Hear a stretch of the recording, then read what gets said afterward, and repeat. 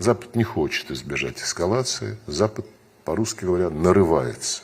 Очень важно понимать, что у нас есть своя доктрина, в том числе доктрина использования ядерного оружия, которая, кстати, сейчас уточняется, и о которой американским деятелям очень хорошо известно.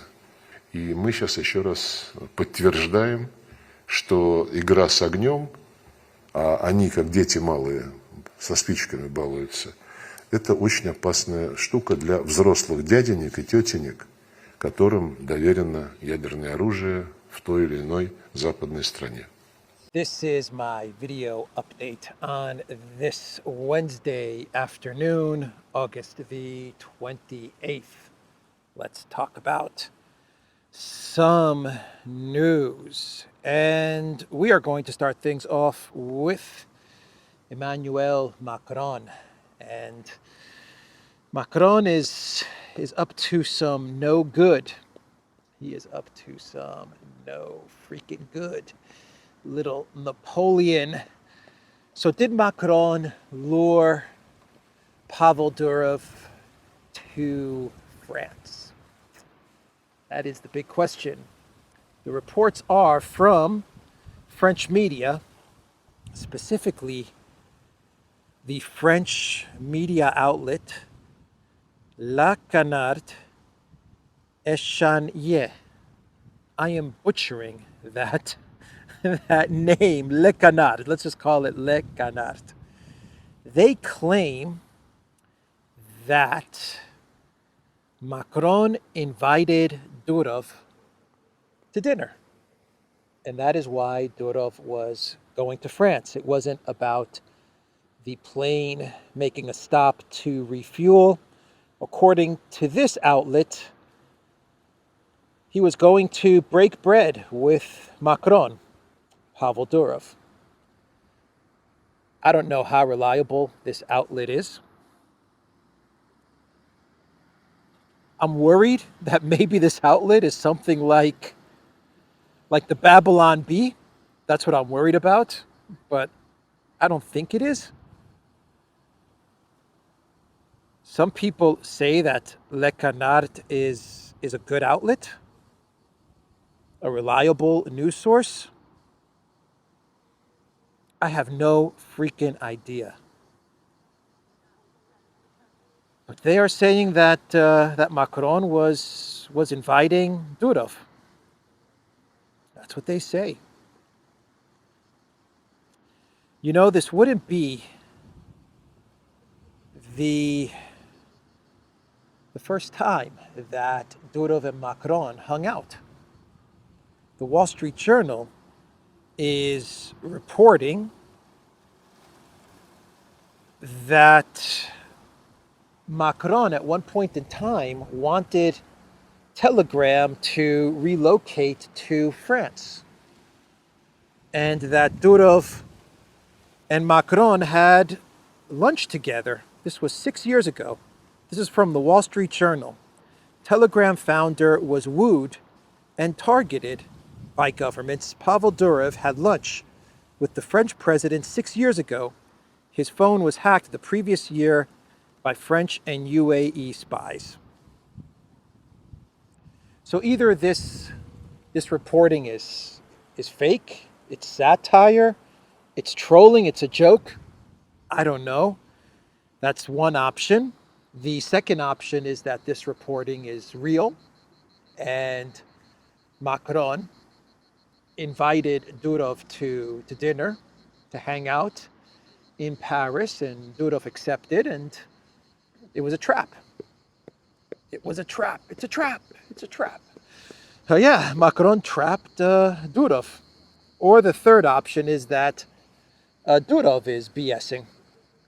And he is saying that the reason he was going to France, he told police that the reason he was going to France was to meet with Macron, and maybe Durov is lying to the police. That's the third option. I don't know what's going on. I have no idea what the truth is in all of this.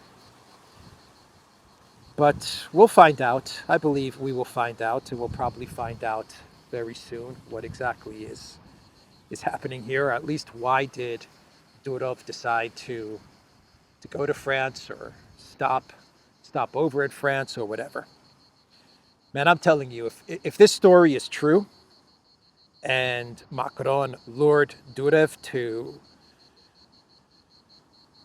land in Paris, man, that's that is evil, man. That is just freaking evil on Macron's part.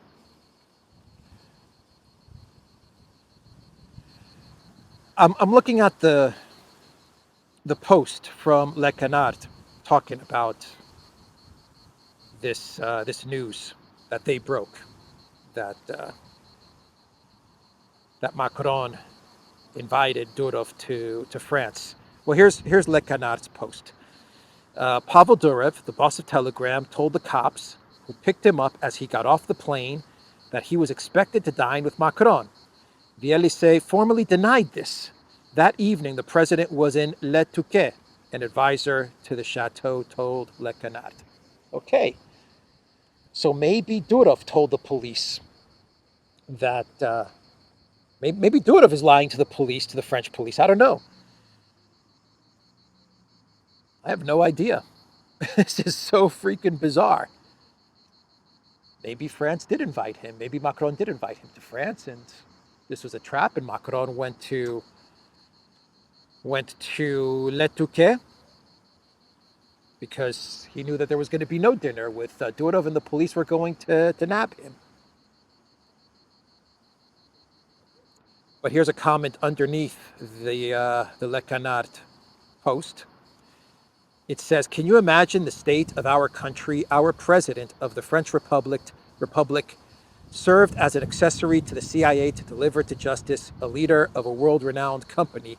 No wonder he doesn't have time to appoint a prime minister." And that brings us to the next story about Macron, which is that Macron, he is not approving the prime minister that the new Popular Front has suggested, has nominated. Macron is shooting down their choice for prime minister, Lucie Casquet. Let me find out the name. Lucie Casquet, 37, was the choice by the new Popular Front, the NFP alliance that won the elections. She's their choice for prime minister, and Macron is saying no. Macron's saying no. I don't care. I don't care who you nominate. I don't care who you want to be prime minister. I'm rejecting Lucie Casquet. And we actually did a video on this on the Duran 2 weeks ago. And Alexander, he looked at the bio of Lucie Casquet. Who is this 37-year-old possible next prime minister of France? And she's like a female version of Macron. Same education, same schooling, the same exact path that Macron took to becoming president. Lucie Casquet is like on that path. She is the female Macron, and Macron is not going for her. The reports are, I read in Al Jazeera, the reports are that Macron wants someone closer to his circle. He's saying that she's too left, she's too far left, and Macron wants someone who's more center to the left. And the new Popular Front, the alliance, and people like Mélenchon, they're saying that Macron should be impeached, but that's not going to happen. Constitutionally, I've read that is very, very hard. I think they tried to impeach Hollande back in the day, and it failed. So Macron is seizing power, man. He is seizing power, freaking Macron. Wow. So that's what's going on in France. Macron is making a lot of news, and the French political system is in disarray. There is no prime minister. Eventually, from what I've read from various experts in French politics, they are saying that eventually Macron is going to get his way. The NFP alliance is going to crack. They're going to give in to Macron because people are just going to get sick and tired of this stalemate. The French people are just going to be sick and tired of this stalemate, even though the NFP is calling for a big protest, I believe on September 7th. But people are just going to get sick and tired of the government not functioning, and eventually the NFP is just going to fold to Macron. Macron's going to appoint the prime minister that he wants, and that'll be it. And we may even go into elections, snap elections in a year, because no one's happy. The entire parliament is completely just a mess. It's going to be impossible to govern. So we may have to go to new elections in a year. And Macron was telling everybody, just let's wait till after the Olympics, and then we'll settle everything with the government and the prime minister. Just calm down, NFP, Mélenchon, the NFP alliance, all you guys, calm down. We'll get to the prime minister thing after the elections, and everything will be good. And I mean, after the Olympics, and everything will be good. And the Olympics came and went, and Macron told the NFP, who conspired with Macron in order to prevent Le Pen from winning. They put their trust in Macron, and then Macron, he betrayed them. That's right. Wow. Macron, man. That guy's a devious dude, huh? So that is Macron. Devious. Diabolical little Napoleon, seizing power in France, possibly luring Pavel Durov to France and then arresting him. That is Macron. And there is news, I haven't had time to confirm this, but there is news that Durov's brother has now been placed on France's wanted list. Now they're going after Nikolai Durov. France is looking to destroy Telegram. I wonder what happened when Durov and Macron had lunch 6 years ago. I wonder if something happened and Macron said, "That's it. I'm going to try and destroy this Durov guy in Telegram." I don't know, because maybe they don't want to relocate to France. Maybe Macron wants to control Telegram. He wants to be the Napoleon of social media. So let's go to the comedian actor in Ukraine, who is pretending to be the legitimate president of Ukraine, and that is Elensky. Elensky, he had a press conference after Ukraine's Independence Day, because Ukraine celebrating independence doesn't feel quite right, does it? But yeah, he had a press conference, and he fielded a lot of questions from the media. And Syrskyi, he spoke via video at this event. General panic in the Elensky administration in Ukraine because of the speed that villages and towns are falling to the Russian military, and the villages and towns are falling to the Russian military in Donbass without the Ukraine military putting up any fight. The Russians are going into towns and villages like Novokhodivka, which recently was captured by the Russians, and the Russians captured it intact. Nothing had to be destroyed.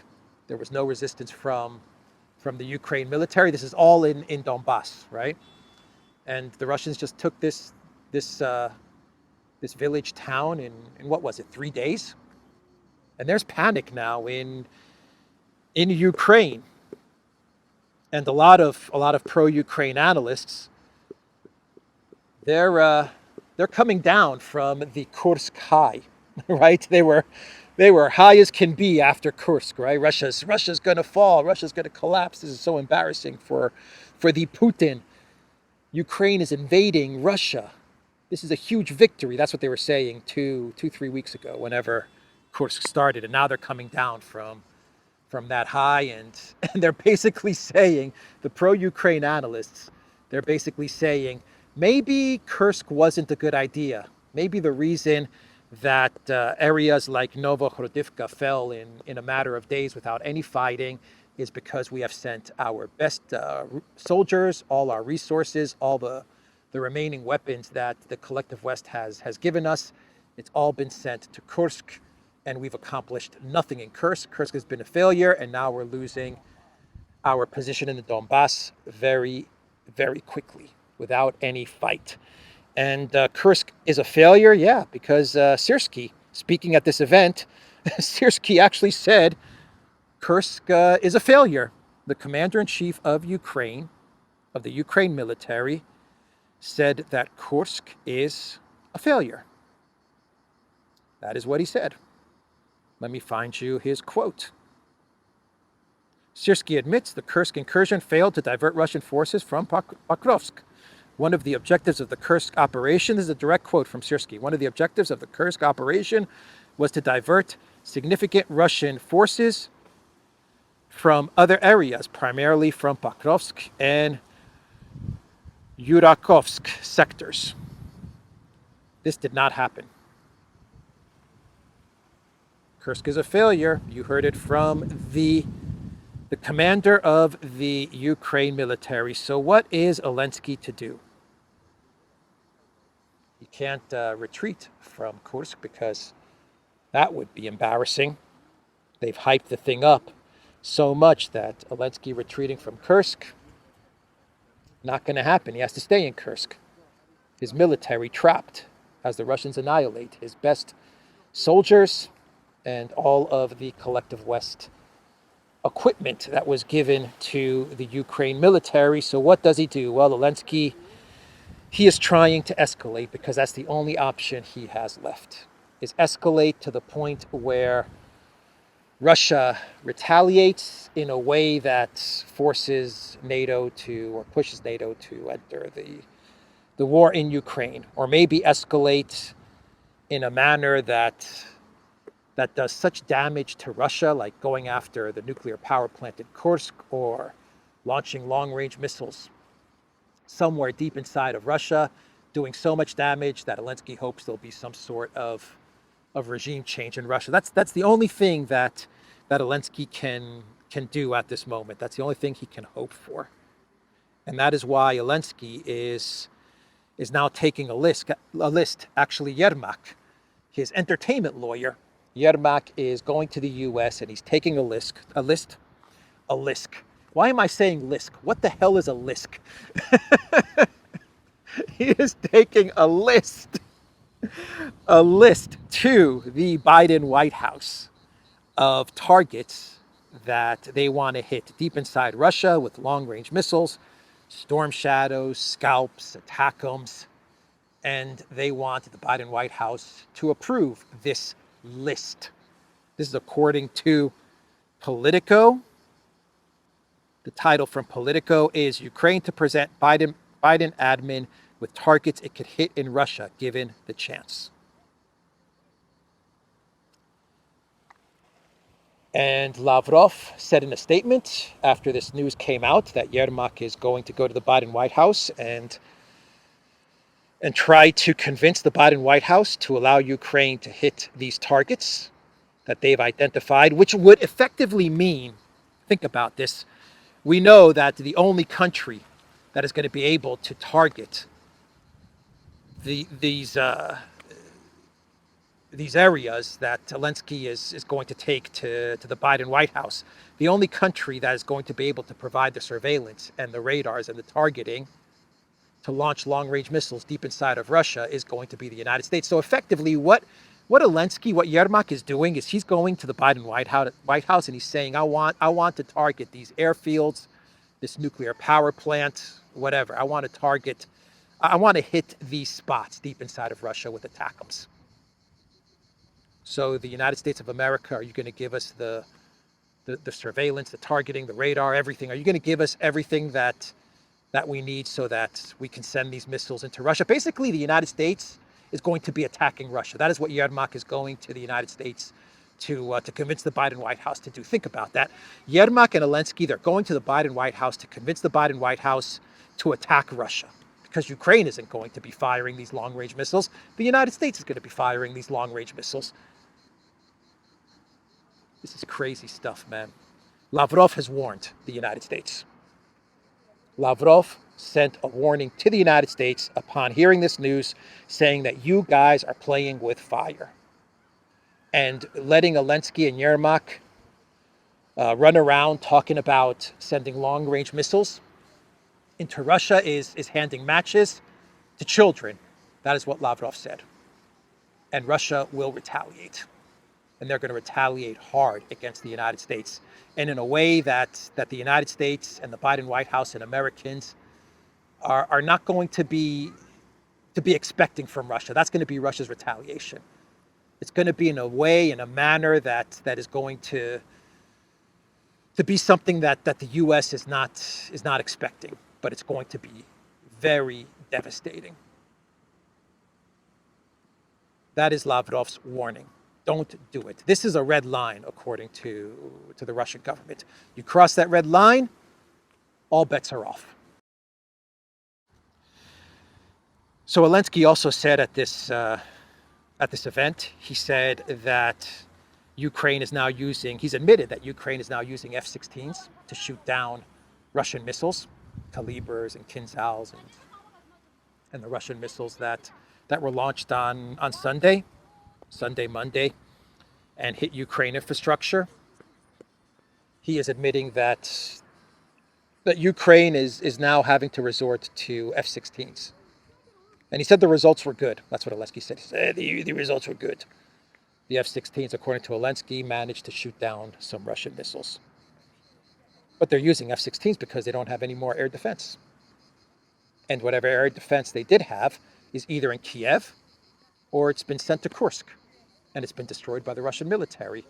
And the collective West doesn't really have any more air defense to spare. They don't have any more Patriot systems to spare. They've told Ukraine this. So that is what Elensky said at this meeting, at this event. And Elensky also said, get this, Elensky also said that, how am I doing on time? All right. Elensky also said that the European Union, EU leaders, they want to send Ukraine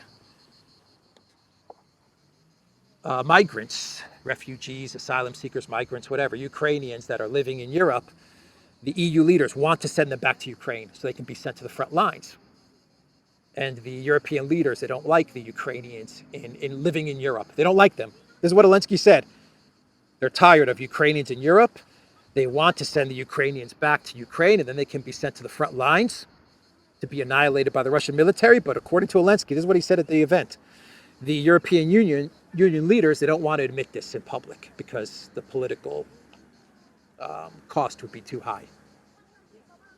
So they tell Elensky privately when they meet, when they hug, when they hug it out with Elensky, they tell him that, yeah, they would love to send Ukrainians to Ukraine to go to the front lines, but the political cost would be too high, and they want Elensky. They want Elensky to continue to push this issue so then they can go back to their citizens and say, well, you know, the president of Ukraine, he is pushing us really hard to deport Ukrainians, to expel Ukrainians from Europe, and so we're going to probably have to agree. That's what, ideally, that's what they want, is Elensky to take the hit on this one. So that is what Elensky said at this event. And Sullivan, he is in China. That's another big story. He's going to be in China for 3 days. Jake Wonderboy, the foreign policy Wonderboy Sullivan, who said at one point in time, said during some think tank event that everything in the Middle East is quiet and calm and peaceful and it's hunky-dory. That's what Sullivan said. And then all hell just broke loose, right? The Wonder Boy, foreign policy Wonder Boy Sullivan. He's in China. And this is probably the last Biden White House meeting with Chinese officials, face-to-face meeting with Chinese officials. Actually, this is Sullivan's first trip to China, from what I understand. And he's going to be speaking with China about trade and tariffs and stuff like that, and trying to prevent any type of military confrontation or escalation with China. And the New York Times is also reporting that Sullivan is going to try one last time to try and convince China to stop supporting Russia, to peel China away from their relationship, their friendship, their alliance, call it whatever you want, with Russia. One last try is what Sullivan is looking to do. He's going to fail. Even the New York Times says he's going to absolutely fail. China is not going to stop its cooperation with Russia or with BRICS, for that matter. But Sullivan's going to give it a go. So that is the 3-day trip from Sullivan to China. He's meeting with Wang Yi in China. Trudeau has placed tariffs on Chinese EVs. 100% tariffs is what Trudeau has placed on Chinese EVs, and 25% on Chinese steel.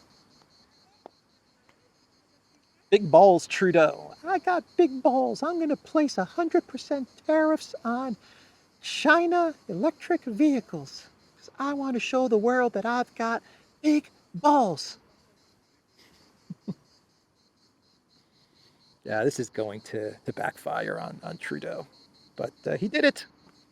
He did it. I imagine the U.S. ordered him to do it. I imagine that U.S. car manufacturers and the trade relations that Canada has with the U.S., the pressure was put on Canada to place these tariffs on Chinese vehicles, electric vehicles, and 25% on steel. So Trudeau being the good puppet, but also having big balls, right? Tough guy, Trudeau. He's playing tough with China. He's playing tough with the Chinese. That is what Trudeau did. And finally, before we get into our clown world, well, two quick stories.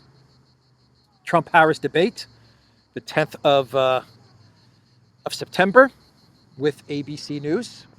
I believe ABC they were doing the debate between Trump and Biden, right? And from what I understand, it's the same format, or Trump is saying it's the same format as the debate he had with Biden. But the Harris camp, they are saying, well, not so fast. We are not in agreement with the muted mics clause in the debate terms. And this goes back to the Trump-Biden debate, where when one guy spoke, the mic of the other guy was muted. And this actually ended up benefiting Trump. It actually benefited Trump. And now the Harris campaign, they are saying, we don't agree with the muting of mics. In other words, if Harris is talking, then we want Trump to talk. And you know why Harris wants this. The Harris campaign wants this because they want Harris to talk during the debate, and they want Trump to start just sounding off on whatever, just say whatever. And then Harris wants the moment. She wants that moment where she looks at Trump and she says, "How dare you interrupt me?" Or, whatever. The Harris is the boss and Trump is trying to shut Harris down moment. They want that to play out. They want that video clip of Trump trying to interrupt Harris as she's speaking. That's why they don't want the muted mics. This is obvious. Why they always go with news outlets that are friendly to the DNC and to the Democratic Party, I don't know. ABC, NBC, MSNBC, CNN. Harris is not agreeing to Fox News, moderating a debate. She's not in agreement with Fox News, but ABC, Trump agrees. So that's the news there. And sticking with Trump, actually RFK and Trump, RFK was speaking with Tucker Carlson. And both Tucker Carlson and RFK, they basically said that it was Pompeo who told Trump not to release the JFK files. It was Pompeo, and RFK confirmed this.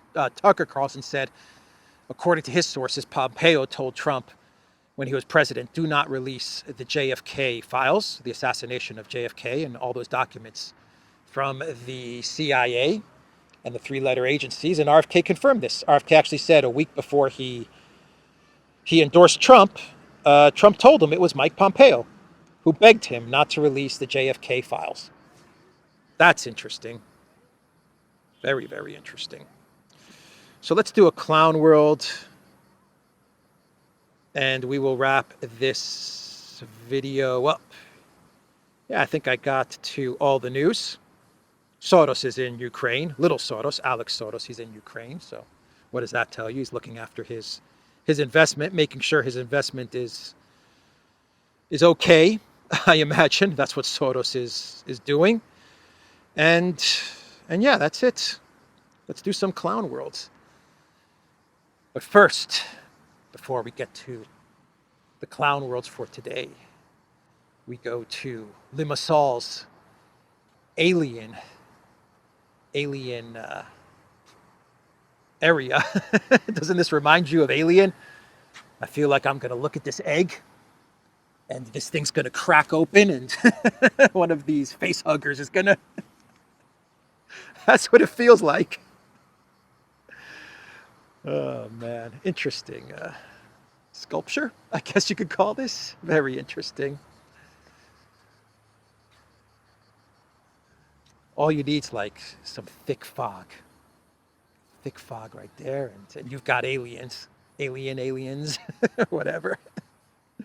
Anyway, clown world. So the first clown world, we go back to Macron, and there was a video circulating social media, and it was a video like one of these info videos that are really popular. A lot of the mainstream media news outlets put out these info videos, and this one looked like it was created by Al Jazeera colors, and it was slick. It was very slick, and basically this video was saying that according to Al Jazeera, that's what it wanted to imply, the UAE was canceling a $17 billion contract with France and Macron to purchase Rafale fighter jets if they do not release Pavel Durov, who's a UAE passport holder, a citizen, and living in the UAE, and Telegram's based in Dubai. And basically this was saying that if you don't release Pavel Durov, the UAE, and their prime minister, their deputy prime minister, one sec, who was it? I believe their deputy prime minister, I think I have it bookmarked, is pals with Pavel Durov, and he is telling France, either release Pavel or we're canceling this contract, and we're going with F-35s in the United States.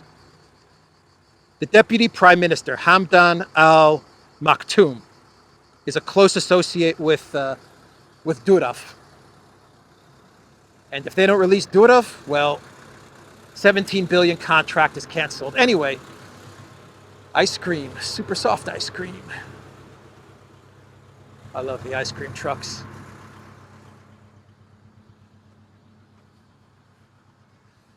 So that's fake. That's the clown world. That whole video, the whole Al Jazeera thing, I couldn't find a source for this, and I couldn't find an article in this in Al Jazeera anywhere. I couldn't find a second source confirming this story. Fake. I am saying this is fake. Maybe it turns out to be true, but at this moment, do not buy this story of 17 billion contract being lost if you don't release, fighter jet contract with France being lost if you don't release Durov. Don't buy it. Let's walk to the old town. What do you guys say? Let's do it.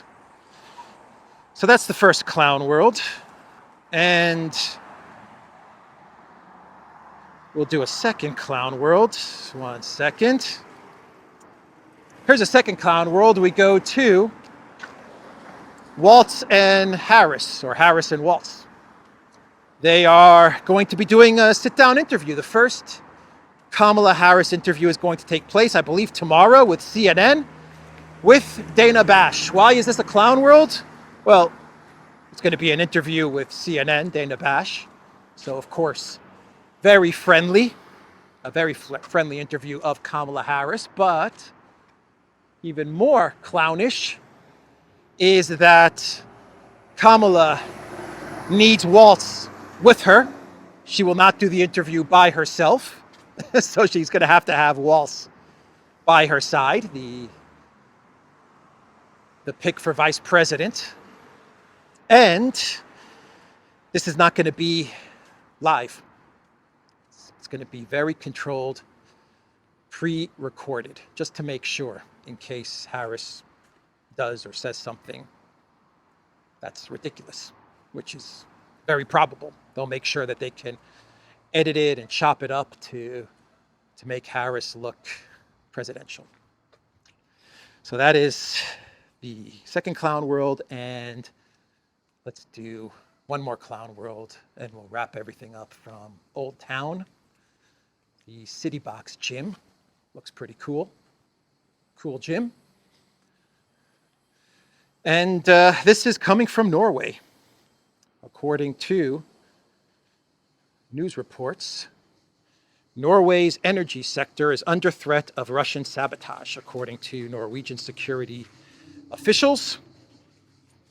And a bunch of countries are meeting to talk about how Russia is going to be sabotaging their energy infrastructure, their gas infrastructure, pipelines and stuff like that. And they're very afraid that Russia is going to do a Nord Stream, right?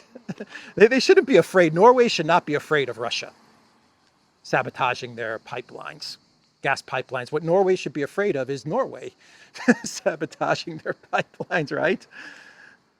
According to Seymour Hersh, Norway and the United States, they did Nord Stream. According to the Wall Street Journal, Zelensky and Elensky, they did Nord Stream, and Gilligan and Volodymyr Z, Gilligan, Marianne, 5 divers. According to the Wall Street Journal, they did Nord Stream. But according to Seymour Hersh, am I remembering this correct? Seymour Hersh, in his article, in his reporting, he said it was the United States withheld from Norway.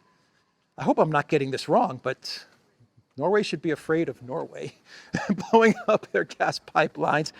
But the Vice Admiral, Niels Andres Stensoenas, who's the head of the Norwegian intelligence service, told Reuters that although there has been no, and I quote, concrete evidence of Russian plans to sabotage Norway's infrastructure, it's wise to be prudent and increase the level of security. So basically he's saying they got nothing. They have no evidence that Russia is going to do something to Norway's energy infrastructure. They're just fear-mongering, right? That's all they're doing. Anyway, that's the video, everybody. TheDuran.locals.com. We are on Rumble, ODYSEE, BitChute, Telegram, Rockfin, and Twitter X. Beautiful building, huh? And go to the Duran shop. Pick up some merch. Maybe a t-shirt I'm wearing. Maybe a Duran hat, like the hat I'm wearing. You will find a link to our shop. Let's go this way. In the description box down below. Take care.